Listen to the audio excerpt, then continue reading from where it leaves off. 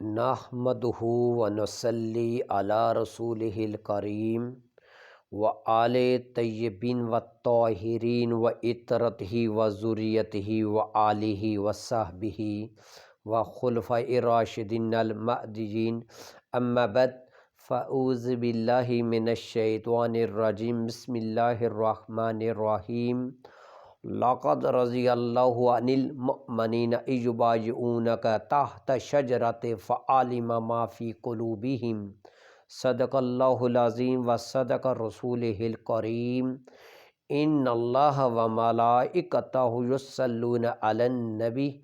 یا ایہا الذین آمنوا صلوا علیہ وسلموا تسلیما اللہم صلی علی محمد وعلی آل محمد کما صلیت علی ابراہیم وعلی آل ابراہیم انک حمید مجید اللہم بارک علی محمد وعلی آل محمد کما بارکت علی ابراہیم وعلی آل ابراہیم انک حمید مجید۔ السلام علیکم ورحمۃ اللہ وبرکاتہ۔ سامعین حضرات، آپ سب کو میری طرف سے سلام ہو۔ رب کائنات کا احسان ہے، اس کا فضل ہے، اس کے امر سے، اس کی توفیق سے میں نے رب کائنات کی جو حمد و ثنا کی اور حضور دو عالم صلی اللہ علیہ وآلہ وسلم کی بارگاہ میں ہدیتاً تحفتاً جو درود پاک پیش کیا، رب کائنات اس کو اپنی بارگاہ میں اپنے فضل و رحمت سے قبول اور منظور فرمائے۔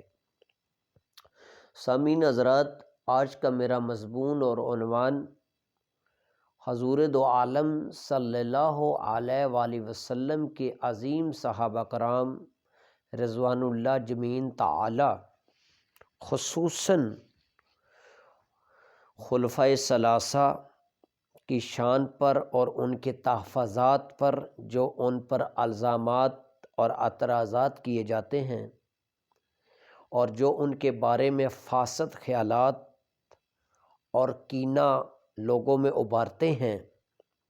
آج اس کو قرآن مجید کی نصوص قطعیہ سے میں ان کے اعتراضات اور الزامات کا جواب اس قرآن مجید کی نصوص قطعیہ سے دوں گا، اور جتنے بھی ان کے اعتراضات ہیں وہ اس ایک آیت سے میں ختم کر دوں گا، اللہ کی رحمت سے، اللہ کے فضل سے۔ کیونکہ رب کائنات جو پورے جہاں کا رب العالمین ہے، جب وہ کسی ہستی کے بارے میں اپنی اپینین، اپنا فیصلہ فرما دے، ان کی ذات کے بارے میں، ان کی شان کے بارے میں، ان کی عظمت کے بارے میں، ان کے باطن کے بارے میں فرما دے، تو پھر کسی مسلمان کی یہ جرأت اور مجال نہیں ہونی چاہیے کہ رب کائنات کے فیصلے پر وہ اعتراض کرے۔ تو آپ لوگوں کو جو ہمارے مسلمان بھائیوں میں جو ایک خاص مکاتب فکر کا ان کے بارے میں جو اعتراضات ہیں، مثلاً حضور دو عالم صلی اللہ علیہ وآلہ وسلم کے بارے میں ان کا یہ خیالات ہیں کہ وہ حضور دو عالم صلی اللہ علیہ وآلہ وسلم کے جو اہل بیت ہیں، ان کے حقوق کو انہوں نے معاذ اللہ غصب کیا، ان کے حقوق کو غصب کر لیا، ان کا حق انہوں نے چھین لیا معاذ اللہ۔ تو مثلاً حضور دو عالم صلی اللہ علیہ وآلہ وسلم کے بعد خلافت البلا فصل، وہ کہتے ہیں کہ حضرت علی علیہ السلام کا حق تھا۔ ایک تو ابو بکر صدیق رضی اللہ عنہ، سیدنا عمر اور سیدنا عثمان غنی نے معاذ اللہ ثم نعوذ باللہ سقیفہ بن سعد میں جا کر اپنی خلافت کا پرچار کیا، اور ادھر مہاجرین اور انصار نے ان کو خلیفہ بنا لیا، اور حضرت عمر نے ابو بکر کا ہاتھ کو بلند کر کے خلیفہ معاذ اللہ بنا لیا، جو کہ علی علیہ السلام کا حق بنتا تھا۔ ایک تو ان کا وہ اعتراض۔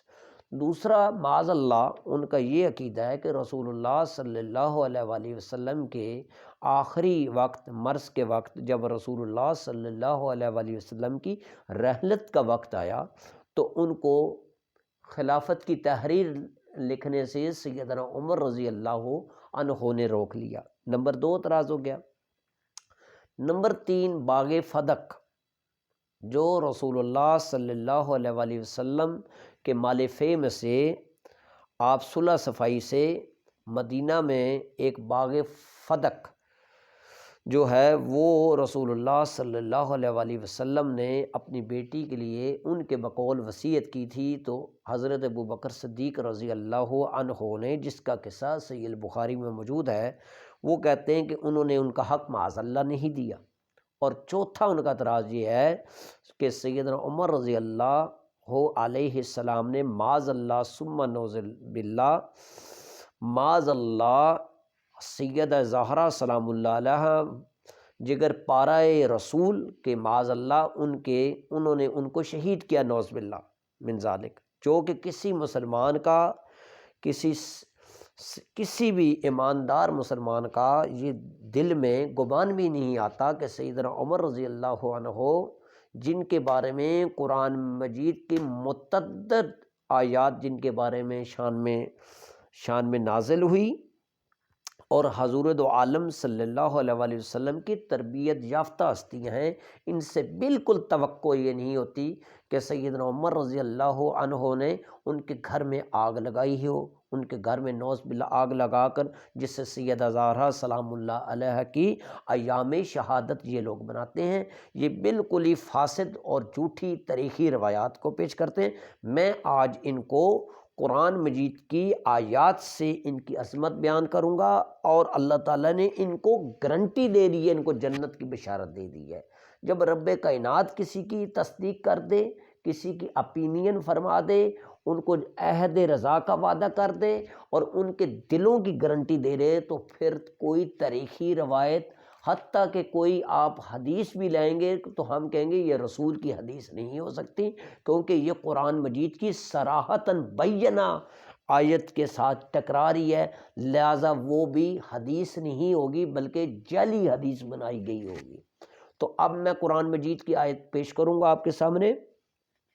آپ اس پر غور کریں، اور ان خلفائے ثلاثہ کے بارے میں، یہ بدرجہ اعلیٰ ان کے بارے میں یہ آیت نازل ہوئی، اور 1300 صحابہ صلح حدیبیہ بیعت رضوان کا اس میں ذکر ہے، اور اللہ نے ان 1300 صحابہ کو جنت کی بشارت دے دی ہے۔ حدیث سے بھی ثابت ہے، قرآن سے بھی ثابت ہے۔ جب رب کائنات ان کے بارے میں واضح طور کیٹیگوری طور پر ان پر رضا کا وعدہ کر دیا، تو پھر آپ اور میں کون ہیں جو ان کے اوپر اعتراضات کریں؟ اللہ کی ذات نے ان سے رضا کا عہد گارنٹی قیامت تک دے دی، تو آپ لوگ ناراض کیوں بیٹھے ہوئے ہیں؟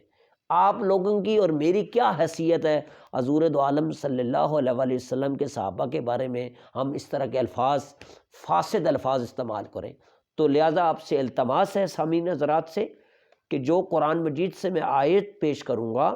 اس کو تمام مکاتب فکروں سے بالاتر ہو کر، اللہ کی ذات کو راضی ہو کر، اللہ کی ذات کو رضا کے لیے، اس کی خوشنودی کے لیے اور اس کو راضی کرنے کے لیے سنیں۔ تو قرآن مجید فرماتا ہے بسم اللہ الرحمن الرحیم، تو اللہ نے پہلے قد کا صیغہ استعمال کیا، لقد رضی اللہ عن المؤمنین، یقیناً اللہ ایمان والوں سے راضی ہو گیا۔ اب دیکھیں، یہ آپ کا اور میرا راضی ہونا نہیں ہے۔ جب اللہ تعالیٰ کسی سے، یہ اللہ راضی ہو رہا ہے، محبوب کا رب راضی ہو رہا ہے، تو رب فرماتا ہے کہ یقیناً میں راضی ہو گیا، عن المؤمنین، ایمان والوں سے راضی ہو گیا۔ اور وہ کون سے ایمان والے؟ قرآن کہتا ہے یبایعونک، اے محبوب صلی اللہ علیہ وآلہ وسلم، جو آپ کے ہاتھ پر بیعت کر رہے ہیں نا، میں ان سے یقیناً راضی ہو گیا۔ تو رب جب حضور کے ہاتھ پر جو صلح حدیبیہ میں بیعت کر رہے ہیں، اللہ کہہ رہے ہیں یقیناً میں ان سے راضی ہو گیا۔ یہ راضی ان کی زندگی تک نہیں ہے، کیونکہ اللہ جب کسی سے راضی ہو جاتا ہے تو وہ قیامت تک کی گارنٹی ہے۔ مجھے قرآن مجید کی کوئی ایک آیت آپ پیش کر دیں جس میں اللہ راضی ہو گیا ہو اور ان کے ساتھ تحقیق کا صیغہ لگایا ہو، قد کا صیغہ لگایا ہو، اور قرآن مجید کی ایک آیت بھی مجھے پیش کر دیں کہ اللہ راضی ہو گیا ہو اور پھر اللہ ناراض ہو گیا ہو، کوئی ایسی ایک آیت بھی پیش کر دیں آپ۔ قرآن مجید نے صرف راضی نہیں ہوا، ساتھ پھر ان کے دلوں کی بھی تصدیق دے رہا ہے۔ کیا فرما رہا ہے؟ تحت شجرت، جب درخت کے نیچے بیعت کر رہے تھے اے محبوب آپ کے ہاتھوں میں راضی ان سے یقیناً ہو گیا. اور فرمایا فعلم ما فی قلوبہم، اور میں نے جان لیا، اللہ نے جان لیا ما فی قلوبہم، جو کچھ ان کے دلوں میں ہے میں نے اللہ نے جان لیا. تو صاحب جی یہ آپ اور میں نے نہیں جانا، اللہ نے جانا ہے. اگر میں آپ سے راضی ہوں اور میں کہوں جی بھائی جان میں آپ کو جانتا ہوں، تو میرا جاننا آپ کے ظاہر ہونے پہ جان سکتا ہوں، آپ کے باطن کا میں نہیں بتا سکتا کہ 2 منٹ بعد آپ بدل جائیں، 5 منٹ بعد بدل جائیں. لیکن یہ اللہ کی ذات ہے جو سورہ آیت الکرسی میں جس کا علم لامحدود ہے، وَلَا يُحِيطُونَ بِشَيْءٍ مِّنْ عِلْمِهِ إِلَّا بِمَا شَاءَ، وہ ذات جس کے علم کے کوئی مخلوق احاطہ نہیں کر سکتی، وہ ذات علیم بذات صدور بھی ہے، علیم الحکیم بھی ہے، علیم الخبیر بھی ہے، اللہ رب العزت کی ذات. تو وہ ذات جب خبر دے رہی ہے، وہ ذات جو ان کے دلوں کی تصدیق کر رہی ہے، ان کے باطن کی گارنٹی دے رہی ہے، تو پھر آپ اور میں کون ہو سکتے ہیں کہ جو معاذ اللہ کہیں کہ رسول کے بعد وہ بدل گئے. اگر آپ یہ عقیدہ رکھیں گے تو آپ کا قرآن مجید پر اس آیت پر بالکل یقین نہیں. اور اگر اس آیت کا انکار کریں گے تو وہ کوئی بھی مسلمان ہو، قرآن کے ایک حرف کو نہ مانے، ایک لفظ کو نہ مانے، وہ دائرہ اسلام سے خارج ہو جاتا ہے. تو رب نے فرمایا فعلم ما فی قلوبہم، جو کچھ بھی ہے ان کے دلوں کو میں نے جان لیا ہے،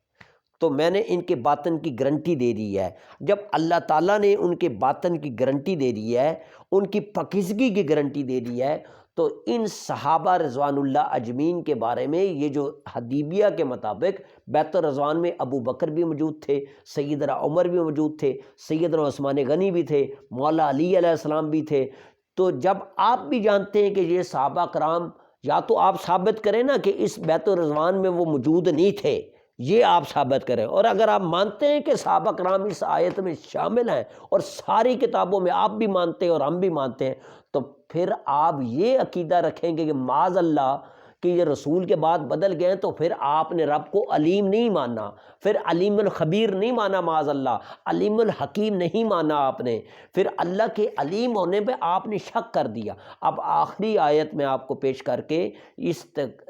سپیچ کو وائنڈ اپ کروں گا، اس تقریر کو ختم کر دوں گا. تو اب آخری یہ آیت سنیں سورہ منافقون کے بارے میں. دیکھ لیں سورہ منافقون، جیسے کہ آپ کو پتہ ہے کہ منافق رسول اللہ کا ظاہری طور پہ کلمہ پڑھتے تھے، تو اللہ نے ان کے ظاہری کلمہ پڑھ رہے تھے لیکن نفاق تھا اندر، تو اللہ نے ان کو کہا کہ یہ جھوٹے ہیں. تو یہاں پر جو بیعت کر رہے ہیں کہ ان کے بارے میں تو کہا ہے کہ میں راضی ہو گیا ہوں، یعنی کہ ان کے اندر جو تھی نا وہ پاکیزگی تھی. اب قرآن سنو، بسم اللہ الرحمن الرحیم. اذا جاءک المنافقون، اے محبوب صلی اللہ علیہ وسلم جب یہ منافق آپ کے پاس آتے ہیں، قالوا نشہد انک لرسول اللہ، تو یہ کہتے ہیں آپ اللہ کے رسول ہیں. تو اللہ نے کیا فرمایا؟ واللہ یعلم، اور اللہ جانتا ہے، انک لرسولہ، کہ بے شک اے محبوب صلی اللہ علیہ وسلم آپ اللہ کے رسول ہیں، اللہ کو پتہ ہے. لیکن کیا فرمایا؟ واللہ یشہد ان المنافقین لکاذبون، اللہ گواہی دیتا ہے کہ یہ جھوٹے ہیں. کیوں؟ کہ یہ زبان سے آپ کہتے ہیں میں مانتا ہوں کہ آپ اللہ کے رسول ہیں، لیکن اللہ گواہی دیتا ہے کہ یہ جھوٹے ہیں. تو زبان سے تو کلمہ پڑھ رہے تھے نا یہ لوگ. تو اگر یہ جو حضور کے ہاتھ میں بیعت کر رہے ہیں، اگر یہ بھی اس طرح کے ہوتے تو اللہ ان کے بارے میں یہ نہ کہتا کہ میں راضی ہو گیا اور ان کے دلوں کا بھی حال جان لیا. تو صحابہ کرام کے بارے میں یہ میں نے نصوص قطعیہ سے ثابت کر دیا. آپ دنیا کی آپ جتنی مرضی کتابوں کی لے آئیں آپ روایتیں، میرا اس قرآن مجید کی آیت پر یقین ہے. اور اگر آپ کہیں گے نا کہ یہ بدل گئے ہیں، تو اللہ کو آپ نے علیم نہیں مانا، آپ نے حکیم نہیں مانا، آپ نے خبیر اس کو نہیں مانا، معاذ اللہ اللہ کے آپ نے علیم ہونے پہ شک کیا. خدا را آپ اس قرآن مجید پر ایمان لائیں اور صحابہ خلفائے ثلاثہ کے بارے میں صحیح العقیدہ رکھیں. یہ وہ حضور کے صحابہ ہیں جن کے ذریعے سے ہمیں دین ملا، جن کے ذریعے سے قرآن و سنت کا ہمیں فیض ملا، ابو بکر صدیق رضی اللہ عنہ کو اور سیدنا عمر رضی اللہ عنہ اور سیدنا عثمان غنی رضی اللہ عنہ کو آپ نکال دیں تو آپ کے پاس حضور دو عالم صلی اللہ علیہ وسلم اور قرآن مجید کی تعلیمات کا آپ کے پاس، آپ سمجھے کہ آپ کے پاس آدھا دین ختم ہو گیا، یعنی کہ ان کے بغیر ہمیں دین مل ہی نہیں سکتا۔ اس لیے خلفائے ثلاثہ کے بارے میں خوددار آپ کے بارے میں یہ نظریہ رکھیں، اپنے آپ کو اور امت رسول کو گمراہ نہ کریں۔ صحابہ کرام یہ حضور کے در کے، حضور کی اولاد سے محبت کرنے والے تھے، آپ سیدہ زہرا کے در کے غلام ہیں۔ ابو بکر صدیق تو فرماتے ہیں کہ مجھے اپنے گھر سے رسول اللہ کا گھرانہ زیادہ محبوب ہے۔ جب صدیق اکبر کی یہ شان ہے، ابو بکر صدیق یہ فرماتے ہیں کہ مجھے اپنے گھر سے محبوب کا گھرانہ پیارا ہے، تو ان ہستی ذوات مقدسہ کے بارے میں خوددارا آپ لوگوں کو گمراہ نہ کریں اور اپنی اصلاح فرمائیں۔ تو آج کی یہ تقریر میں وائنڈ اپ کرتا ہوں۔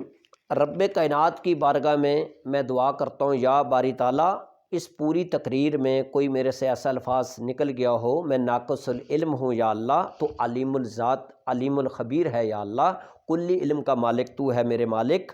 یا اللہ اس بیچ کو اپنی بارگاہ میں قبول اور منظور فرما۔ الحمدللہ رب العالمین، والصلاة والسلام علی سید الانبیاء والمرسلین وآلہ وصحبہ وازواجہ واہل بیتہ وبارک وسلم برحمتک استغیث برحمتک نستغیث، حسبنا اللہ ونعم الوکیل، نعم المولا ونعم النصیر، سبحان ربک رب العزت عما یصفون، والسلام علی المرسلین والحمد للہ رب العالمین۔